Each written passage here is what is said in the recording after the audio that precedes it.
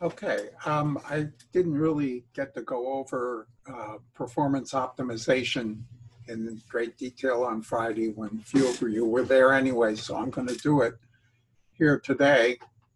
Let me get the share screen up here.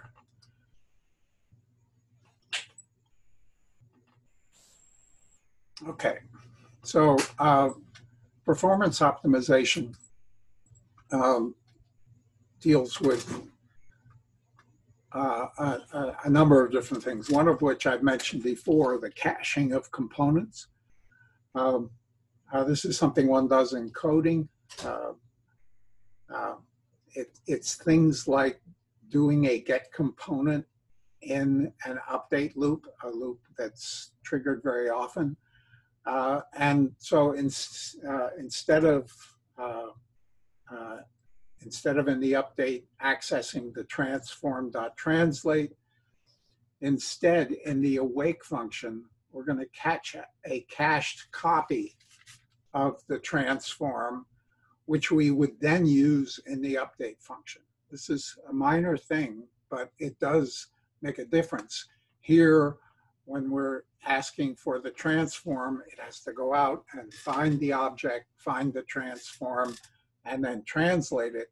Whereas here, we catch a copy of that transform that we have here in our cached my transform that we can then use to update things. This can have a major impact on the performance of your program. The code is faster because Unity doesn't have to find it every time. This same thing applies for things like get components. So without caching, we'd be doing an update, we'd be doing a billboard get component, text setter without, the increment counter. This is the other script, the text setter without, that where we have a public variable increment counter on that that does something, and we're sending it back to the billboard here, the text mesh, where we're updating the counter on our UI. This version would be much more efficient. Here I've got a private text setter with script that I get a cached copy of in start, and then in update I use that directly. So I'm not going out and finding the billboard object, getting its component, and doing that in every update. It's done once and then accessed frequently. In the other code, I have a private text mesh. In the start, I'm going to get that component. And then in the update, I use that cached component. So these are minor things, but they make a big difference in terms of performance. Another is to use the built-in arrays. I know in C# there's an array class, a round bracket array class that has a lot of tools that let you add, push and pop and do other things with it. The built-in arrays don't have those tools. They're fixed size. We have to specify a size, and this makes them much more efficient in that they're directly embedded in a packed buffer with various type information. So they're much faster to iterate through than an ordinary array. These are just the square bracket arrays. So here in awake, I set positions to be a new vector 3 100, and then I can iterate through that very quickly. And this is very efficient. So use these square bracket arrays if possible. Now, another optimization is to perform less work, just do less. So for example, if we have some AI enemy that's out there, and most of the time it's far from our character, and it's perfectly acceptable to have that enemy fall asleep and not consume cycles constantly searching for its character. So that is, we do nothing unless the player is close enough that we want to interact with the player. Now, a slow way of handling this would be in the update function of our enemy that's going to test the distance to the target, the distance from the AI to its target. And if it's greater than some distance, we'll just abandon the update function and we won't do anything unless we're close enough. Unfortunately, this is not a good idea because the distance function is finding the magnitude of a vector. It's doing 3 multiplies, 2 adds, and a square root. And so even though this removes some of the real work of running our AI, we're still doing a considerable amount of work in the update. So there are a number of different solutions to this. One of the ways to do it is to use 2 functions, the on became visible and the on became invisible. We can also use triggers, or we can use coroutines, which I'll talk about. So on became visible and invisible are 2 functions that are tied to the rendering system. If any camera can see the object, on became invisible is called. When no camera can see it, on became invisible is called. And so we can have an AI that goes to sleep. We set it's enabled to be true or false, depending whether it's visible. And so that AI's script will go to sleep if it's not visible in any camera. This, of course, would not work very well if you only had the first-person camera and you turned away from the AI. Then it would be invisible and it would go to sleep. So all you'd have to do is turn your back on the AI and it would go to sleep. If you have an overhead camera, that overhead camera is going to see your AI and do it. So that might be another way to give a greater range to the AI. Another simple way to do it is to use triggers. We can put a sphere trigger or a box trigger in a collider in our world that surrounds the area in which we want the AI to be active. And then with an on trigger, enter or exit, we can test to see if the collider that has entered or exits is our player, and we can enable or disable the script as appropriate. That way, when you walk into the box collider, the AI will become awake. Another is to use the coroutines. These are those magic functions that I've alluded to that allow you to wait for a certain number of seconds. And so we can use a coroutine to have the AI only check the distance to the player, say every 5 seconds or every 1 second. All of this would save a lot of processing power. In the update function, checking the distance, it's happening every frame, 60 times per second. If we have it happen every 1/10 of a second or every half second, that reduces the number of distance tests that we have to do by a whole lot. So a distance coroutine, in my awake function, I'm going to start that coroutine. Start coroutine, the name of the function and its arguments. Coroutines are this special type I enumerator. And because they're I enumerators, they can contain the yield statement. Yield, return, new, wait for some number of seconds. That is my argument here. That is my public float, how long I want to wait between tests of the distance to our target.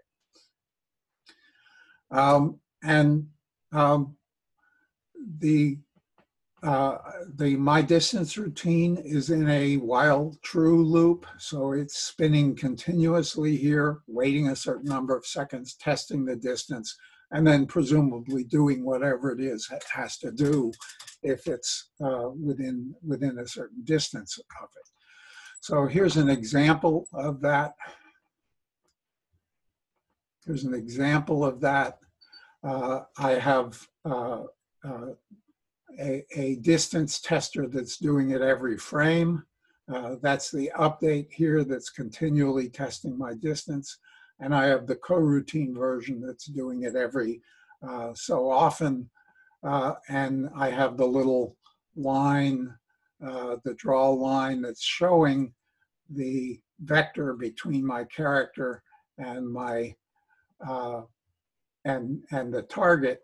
And you notice that every so often the red line updates, whereas the white line is being updated continuously. And this is taking a huge load off the AI that's testing that distance.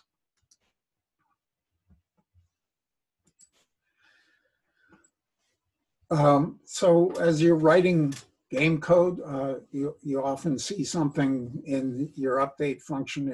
If the state is 0, we do some step.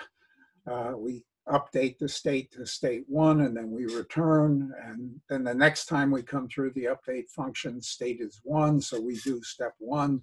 And we keep doing this kind of sequencing of stuff. And a yield statement lets us do this in a much more efficient fashion. So I would replace that with a coroutine that is in some loop while true. The update function is in a while true loop. It's happening every frame. But I'm going to do step 0, and then I'll yield a return, wait for the end of the frame. So this is going to wait 1 frame and then go on and do step 1. What the yield is it's kind of something that suspends the coroutine until its condition is met here, until the end of the frame. And then the coroutine resumes at the step following that yield. So the yield kind of halts the coroutine until its condition is satisfied here. So we can, with this kind of thing, we can wait for a certain number of seconds. And here's a simple example where we're going to start a coroutine do. We're passing it an argument 2. And the other thing about starting coroutines, when we start a coroutine, it turns processing over to that coroutine, but then the next statement executed is the debug log in awake after do. So in the do statement, it's going to print the do starting, it's going to wait a certain amount of time, and then it's going to print do finished. These two will happen immediately, in awake after do and do starting, and then after some time, do finished will be displayed. So here, let me turn on the console so that we can see that. And so as I run it,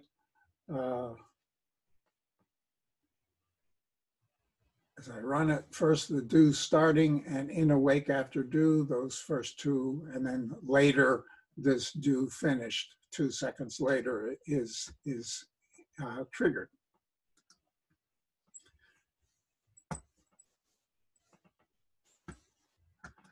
Now, if I in awake I start a coroutine test do, and test do as an I enumerator does a yield return start coroutine do, because this is a coroutine, it's going to wait at this yield until do, the coroutine it started, has finished.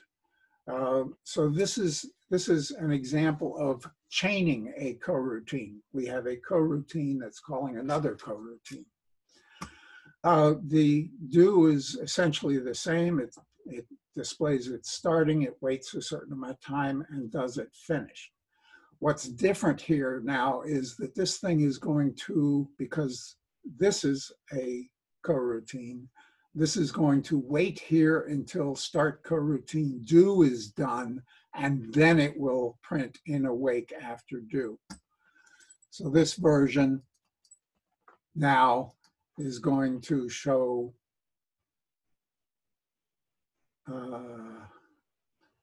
do starting, do finished, and then in awake after do. So the chaining of the coroutines means that it's going to pause there before it goes until it's finished.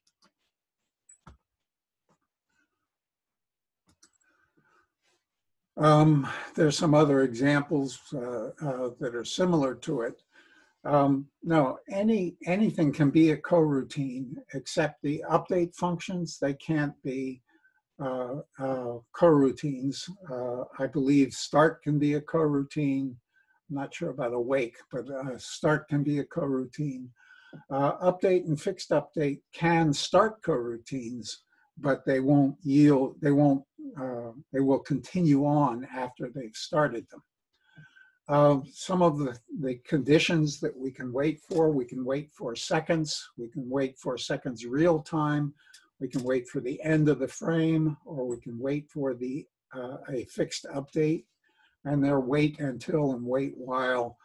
These require the use of delegates, so I won't talk about them here. Yield break will terminate a coroutine, and yield return null is the same as yield return new wait for end of frame. So it's a little shorter hand than wait for end of frame. They function exactly the same.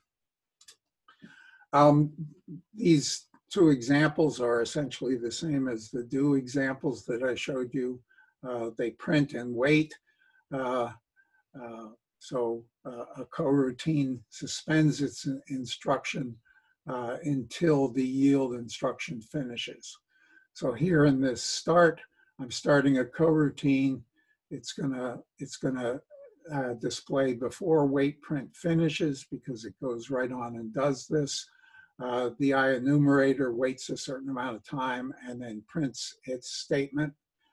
And if I change start into an IEnumerator, now I can use a yield return start coroutine. It's going to wait here until the started coroutine finishes. And so we get the same kind of chaining of coroutines that we saw in the do examples.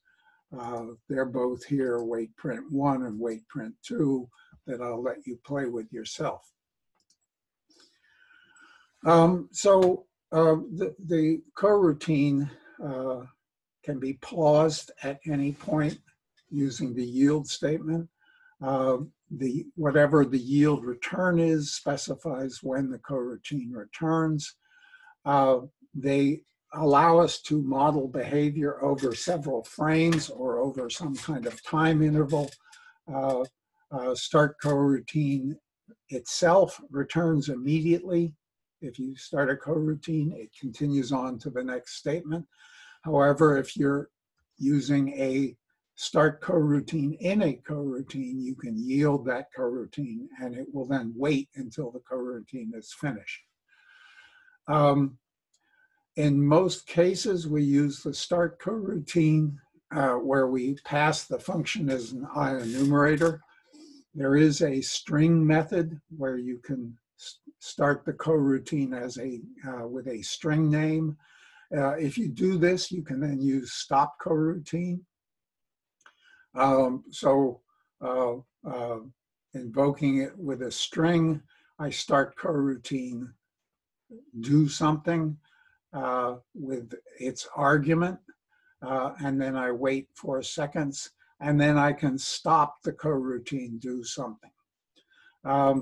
A drawback to the string form is that your coroutine function is limited to a single argument, which is passed here as the second argument of the start coroutine.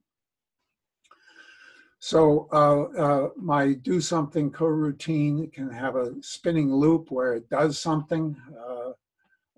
It then is going to yield a wait for end of frame. But this being a while true infinite loop is going to keep spinning until the stop coroutine occurs. The stop coroutine is going to stop that infinite loop from executing. So here's a start and stop, and I'm going to actually do it with it doing something here. So it's going to execute. It's doing something. It's making this poofer. It's doing it. And after a certain amount of time, it's going to stop the coroutine, and it destroyed that little poofer.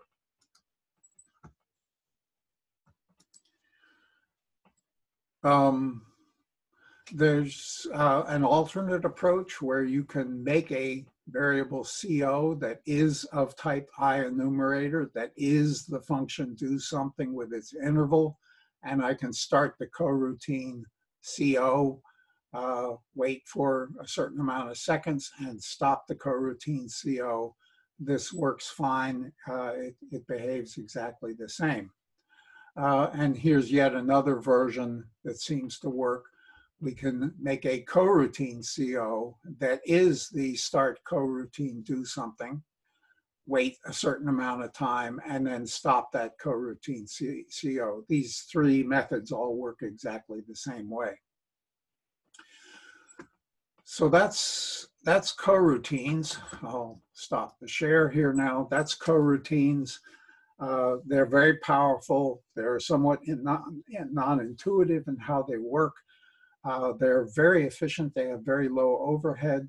They are not parallel programming, which some people think, but they are a very efficient and powerful tool that lets you make more optimized code that is, of course, good for our game in that it plays faster. And so I'm going to end at this point. I'm going to stop the recording and then end the meeting, and I'll post this to the Google Drive, I think. So I'll see you all in class. Bye.